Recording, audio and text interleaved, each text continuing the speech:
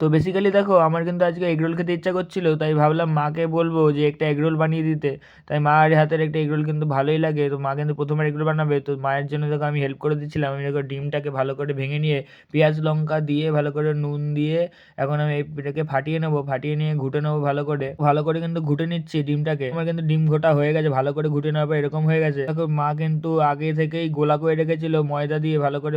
তারপর দেখো মা সেই গোলাটাকে ভালো করে গোল করে নিল। গোলটা কিন্তু অনেকে পারে না করতে, তো মা কিন্তু সেভাবে গোল করতে সে পারছিল না, কারণ ওটা লেগে লেগে যাচ্ছিল। তো দেখো ভালো করে এটাকে তেল দিয়ে দিল চাটুর উপর। চাটুর উপর তেল দেওয়ার পরে এটাকে যেন ভালো করে দিয়ে দিল এদিকটাতে, পিঠটা যাতে ভালো করে ফ্রাই হয়ে যায়। মা কিন্তু দেখো প্রথমবার করছিল, এটা প্রথমবার করার জন্য একটু এদিক ওদিক হচ্ছিল, তো সেটা আমি বুঝতে পারছিলাম, সেটা কোনো ব্যাপার না, কিন্তু প্রথমবার করাটাই এটা আসল ব্যাপার। তো দেখো যাই হোক এগরোলটা দেখো ভালো করে এইভাবে নিয়ে উল্টে দিল। উল্টে দেওয়ার পরে আবার একটু তেল দিয়ে দিচ্ছিল, কারণ চারিদিকে একটু তেল দেওয়া দরকার। আমাকে তো ওয়েট করে পাচ্ছিলাম না, ভাবছিলাম কখন যে খাবো তাই জন্য ওয়েট করছিলাম। মায়ের কাছে বললাম যে কখন হবে, তারপর দেখো এখন কিন্তু এগরোলটা হয়ে গেছে, তো মা কিন্তু নামিয়ে দিল। তো আমি দেখো সসটা ছিঁড়ে নেবো, তো 2 টাকা দামে সস পেয়েছিলাম, তাছাড়া আর কিন্তু সস পাইনি। তো সসটা ভালো করে মাখিয়ে নেবো। মাখিয়ে নেওয়ার পরে দেখো এরকম হয়েছে কিছুটা এগরোলটা আমি এখন এক বাইট দেওয়ার পরে ও সত্যি দারুণ লাগছিল। বাইরে বানানো এগরোল কিন্তু সত্যি দারুণ লাগে, ও সত্যি আহা হা।